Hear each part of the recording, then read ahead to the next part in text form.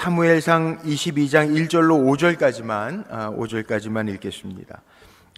구약성경 446쪽인데 화면 참고하셔서 5절까지만 1절로 5절까지만 저와 교독합니다. 제가 먼저 1절 말씀을 읽을게요. 그러므로 다윗이 그곳을 떠나 아둘람 굴로 도망하매 그의 형제와 아버지의 온 집이 듣고 그리로 내려가서 그에게 이르렀고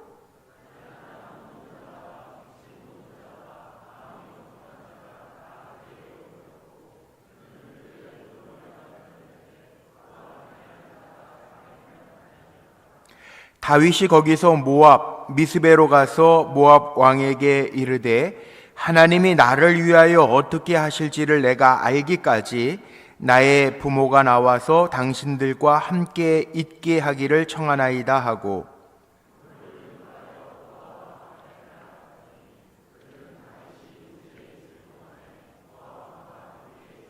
5절 합독합니다. 선지자 갓이 다윗에게 이르되 너는 이 요새에 있지 말고 떠나 유다 땅으로 들어가라. 다윗이 떠나 헤렛 수풀에 이르니라. 아멘. 우리 제목만 한번 같이 노란 글씨만 같이 한번 크게 읽어볼까요? 시작. 하나님이 나를 위하여 어떻게 하실지를 알기까지. 아멘. 오늘 본문 말씀에 보면요, 다윗이 왕으로서 기름을 부음을 받기는 했지만 쫓겨다니는 신세가 됩니다. 아둘람 굴로 도망가서 자기 몸 하나 간수하기도 참 어려운 때인데 오늘 3절 말씀에 보니까 다윗이 모압 왕을 찾아가서 자기하고 함께 하겠다고 찾아온 400사람들, 거기에는 2절 말씀에 보니까 환난을 당한 자, 빚진 자, 마음이 원통한 자가 다 다윗에게 나왔다 그랬는데 모압 왕에게 찾아가서 그들을 부탁하면서 뭐라고 고백을 하냐면 하나님이 나를 위하여 어떻게 하실지를 내가 알기까지, 거기 그런 말을, 기가 막힌 고백을 다윗이 합니다. 하나님이 나를 위하여 어떻게 하실까, 그것을 알기까지. 자, 우리가 하나님의 기업이라고 하는 금년도 표를 선포하고 달려가는데요, 참 어찌 이런 일이, 금년 시작하자마자 어려운 일들이 많이 생기는데 오늘 여러분들 보니까 참 대단한 분들인 것 같아. 코로나 바이러스 뭐 난리네요, 난리. 제가 이렇게 서울에 한번 나가보니까 분당은 좀 덜한데요, 서울에는 모든 사람들이 다 마스크를 쓰고 다녀요. 우리 분당은 확실히 믿음이 좋은 데라, 천당 밑에 분당이어서 그런 것 같아요.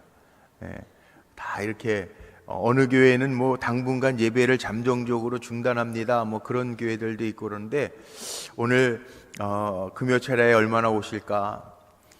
저도 참 믿음이 적은 종인 것 같아. 오늘 교육자 회의, 금요일날 주일 준비하면서 교육자 회의를 하는데 어저께는 왜 또 태국 갔다 온 사람들 중에서도 코로나 옮긴 사람도 있다 그러니까 오늘 우리 태국 선교 보고하기로 했는데 태국 선교 갔다 온 친구들 오면은 또 사람들 겁나서 안 나오면 어떡하나 별 걱정 다 하죠.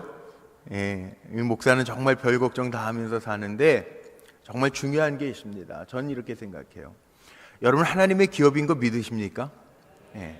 우리가 선포했잖아요. 하나님 테스트 하시는 것 같아. 저는 이렇게 보면 우리가 정말 하나님의 기업, 너 정말 하나님의 기업인 거 알아? 위기나 어려움이 있어도 하나님 우리에게 물으시는 것 같아요. 우리 하나님의 기업이니까 하나님이 책임져 주실 거라고요. 여러분 하나님의 기업은요, 우리가 다 알지 못하지만 하나님의 보호 아래에 있음을 기억하며 사시기를 바랍니다. 저는 분명히 믿습니다. 하나님의 기업은 하나님의 인도하심과 하나님의 보호하심 아래에 있는 줄로 믿습니다. 우리 그렇게 사는 거예요. 그러니까 오늘 말씀의 제목처럼요, 하나님이 나를 위하여 어떻게 하실지를 알기까지 우리는 믿음으로 가는 거예요. 보세요, 다윗이 왕으로 기름 부음 받고요 쫓겨다녀요. 말이 안 되는 거잖아요. 기름 부음 받았으면 그가 사는 길이 꽃길이어야 될 것 같은데 이게 웬일입니까? 다윗도요 기름 부음 받고 헤브론에서 유다의 왕이 되기까지 시간이 11년이라고 하는 시간이나 소요가 됩니다. 그리고 그 11년이라고 하는 시간이 뭐 잘 먹고 잘 쉬고 잘 준비하는 기간이 아니고요, 쫓겨다니는 신세예요.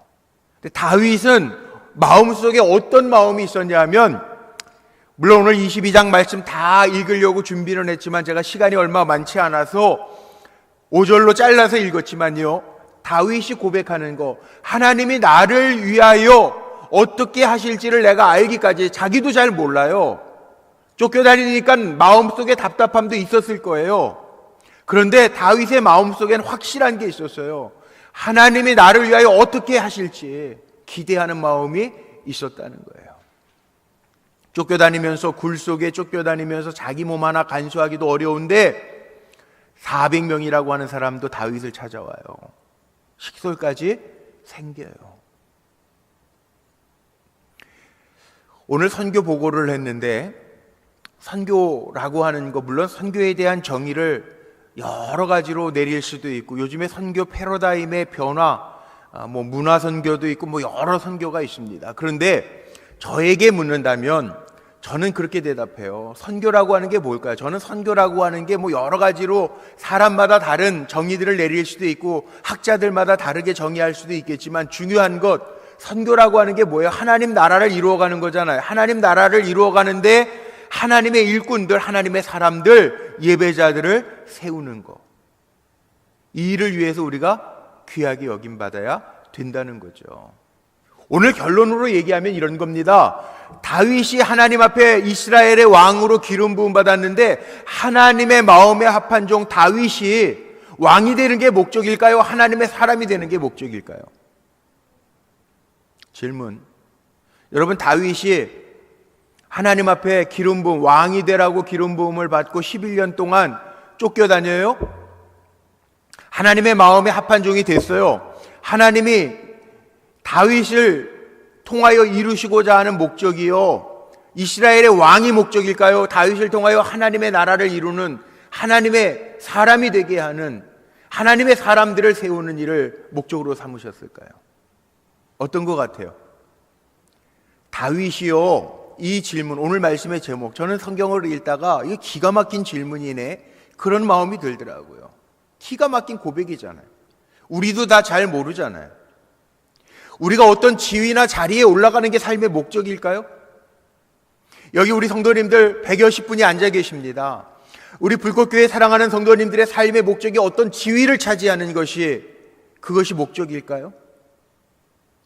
더 쉽게 그냥 저에게, 제가 불꽃교회 담임 목사라고 하는 자리를 유지하는 것이 그게 하나님의 목적일까요?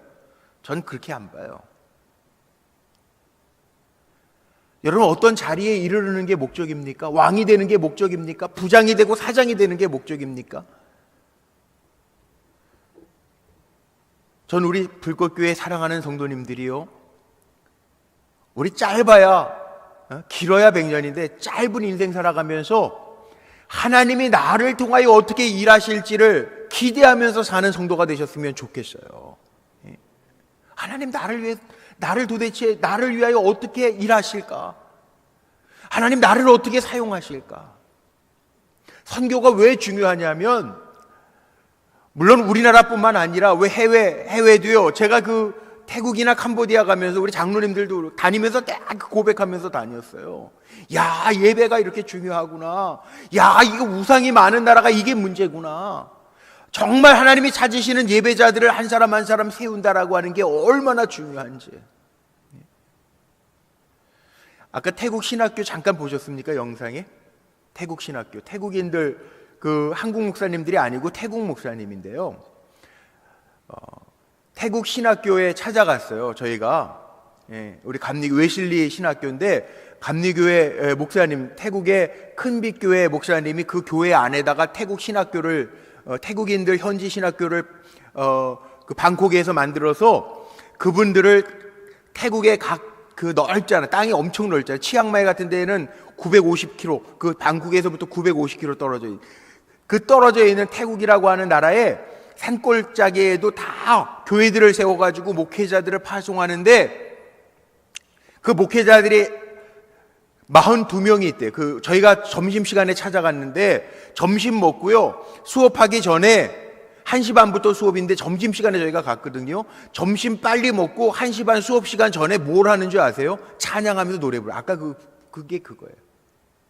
우리 문찬홍 장로님이 녹화를 했는데 너무 마음에 은혜 받고 막 녹화를 하느라고 누르긴 눌렀는데 나중에 숙소로 돌아와서 보니까 녹화가 안 된 거예요. 기가 막히죠. 그래서 아까 인터뷰했던 그 목사님한테 다시 좀 하나만 좀 그 점심시간에 찬양하는 거 좀 찍어주세요. 그리고 받은 영상이에요, 이게. 점심시간에 점심들 빨리 먹고 찬양하는데 막 엄청 뜨겁게 말도 못하게 찬양해요. 그 예배자들 그렇게 뜨겁게 찬양하는. 우리 한국의 60년대 70년대 어려울 때 우리 찬양하고 어머니들이 아기들 들쳐 업고 부흥회 가고, 저도 그 기억납니다. 어렸을 때 어머니 손잡고 막 부흥회 따라다니고, 기독교 100주년 뭐 그래가지고 빌리그레암 목사님 여의도 광장에 와가지고 집회할 때 뭐 100만 성도 모인다 그럴 때 그때 저도 그 자리에 있었습니다. 기억나요. 그냥 걸어서 다리 건너서 갔던.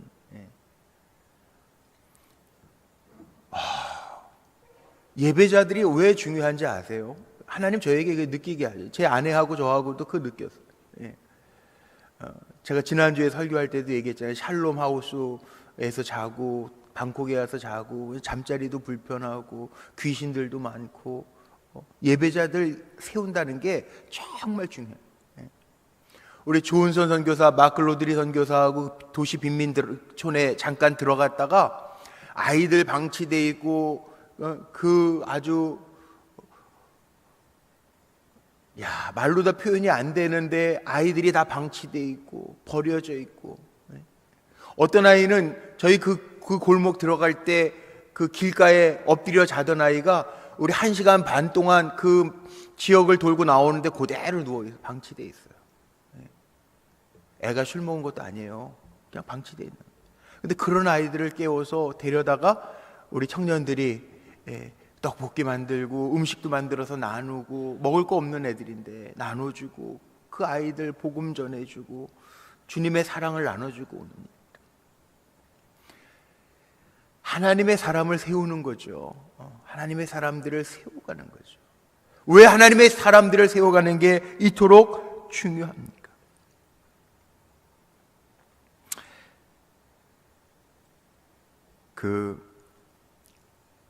다윗이요, 기름 부음 받고 11년이라고 하는 시간 동안 쫓겨다니잖아요.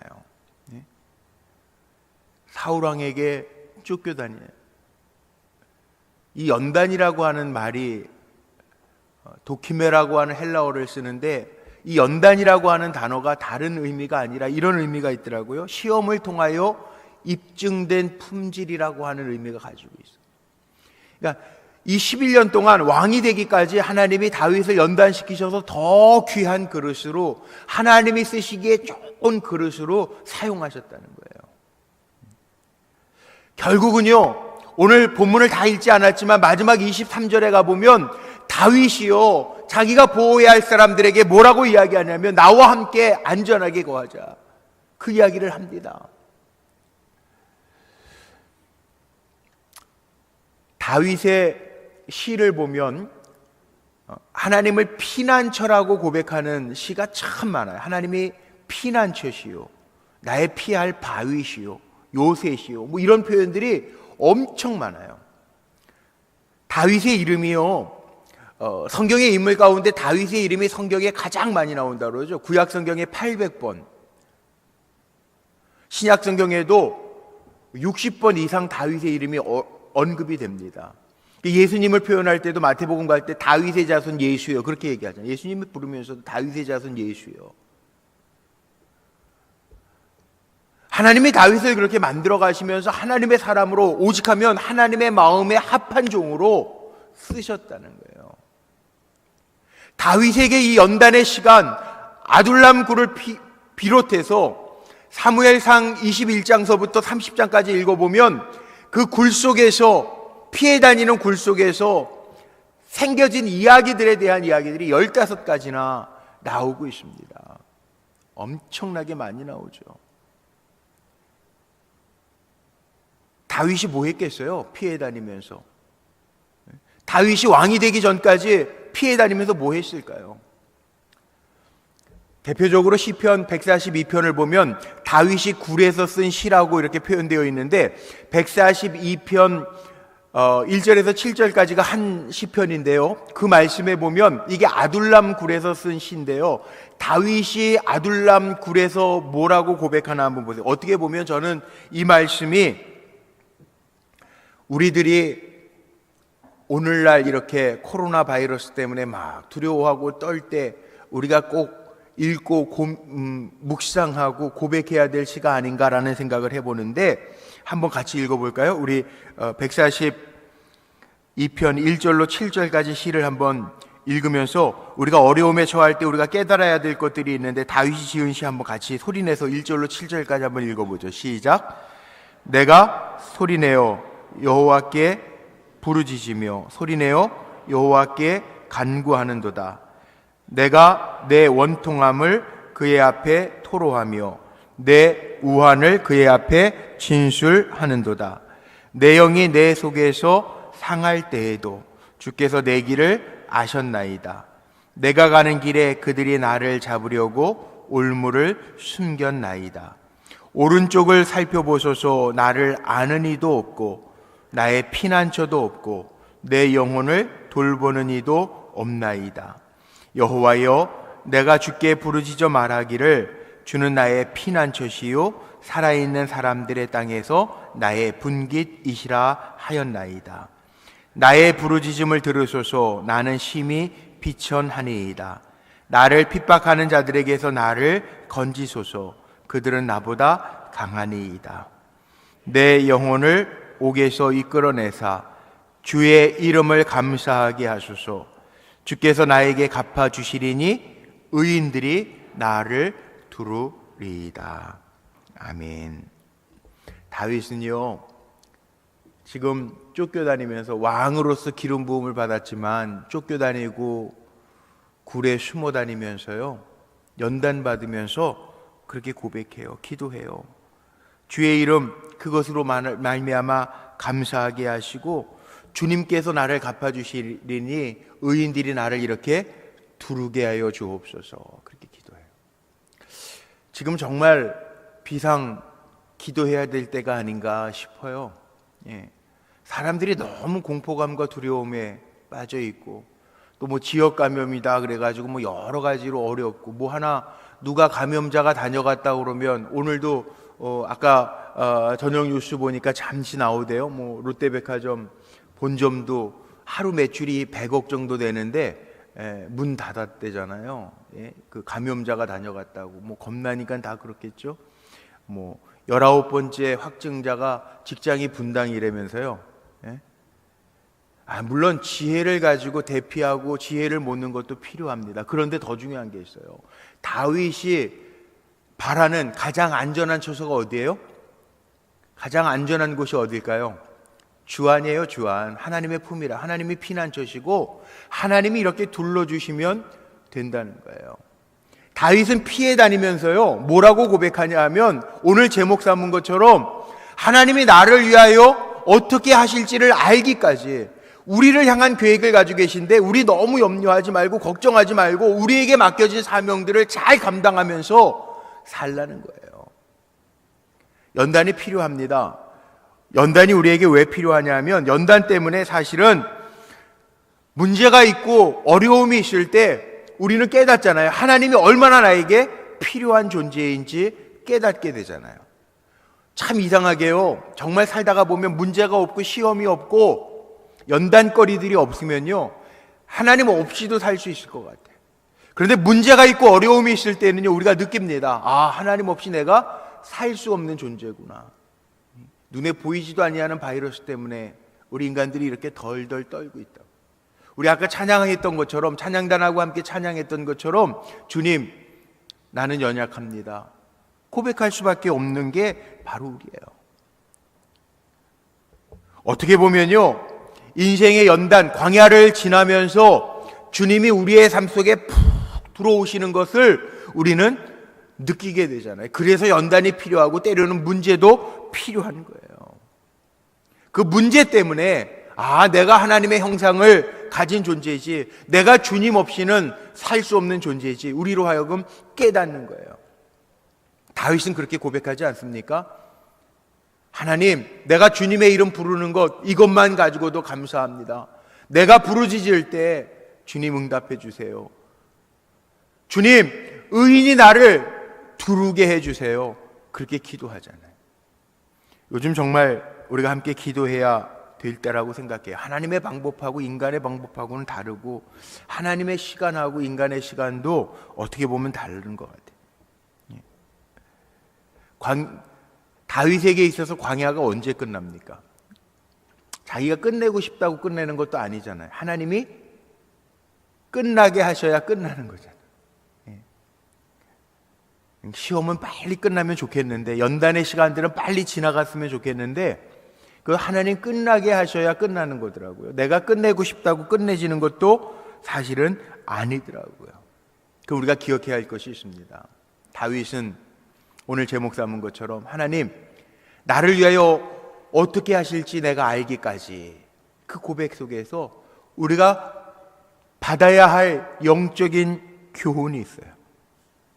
하나님이 나를 위하여 어떻게 하실지를 알기까지 우리가 입으로요, 너무 쉽게 왜 나만 당하는 고난이냐고, 왜 나에게만 이런 일이 있냐고 생각하지 말고요, 오히려 이 연단을 통해서 하나님이 나로 하여금 깨닫게 하시고 하나님이 하실 일들을 기대할 수 있는 우리 성도님들이 되기를 축복합니다. 광야라고 하는 건 누구에게나 있습니다.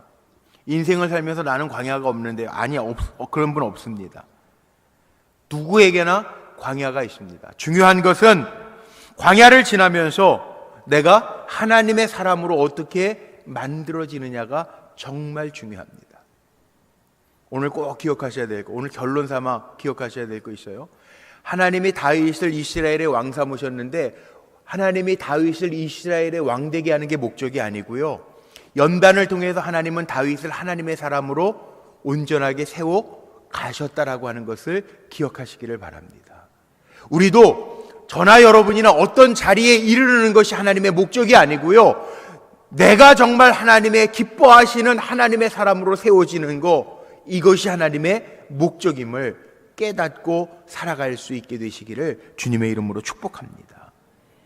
그래서 지금 당하는 고난도 환난도 어려움도요, 전 이렇게 생각해요. 금년에 표가 정말 하나님 우리로 하여금 마음에 잘 각오하고 다짐하고 시작해라, 그런 의미로 우리에게 주신 것 같아요. 우리는 하나님의 기업이라고요. 그러니까 어떠한 일에도 하나님의 보호하심과 인도하심이 있다라고 하는 거 기억하면서 우리가 더 기억해야 할 것은, 하나님이 나를 하나님의 사람으로, 하나님의 기업으로 지금도 만들어가고 계신다라고 하는 거, 이것이 우리의 고백이 되어야 할 줄로 믿습니다. 말씀 맺을게요. 고백합시다. 한번 고백해보죠. 하나님이 나를 하나님의 사람으로 만들어가고 계십니다. 다시, 하나님이 나를 하나님의 기업으로 만들어가고 계십니다. 여러분 믿어지십니까? 다윗은 그렇게 고백하는, 하나님이 나를 위하여 어떻게 하실지를 알기까지, 우리 다 모르지만, 어려운 때지만 하나님이 나를 하나님의 사람으로 만들어가고 계시고, 하나님이 나를 하나님의 기업으로 만들어가고 계시다라고 하는 거 기억하면서, 우리의 목적은요, 어느 자리, 어느 지위에 이르르는 것이 아니라 하나님의 사람으로 온전히 세워지는 거라고 하는 거 기억하며 살 수 있게 되시기를 주님의 이름으로 축복합니다.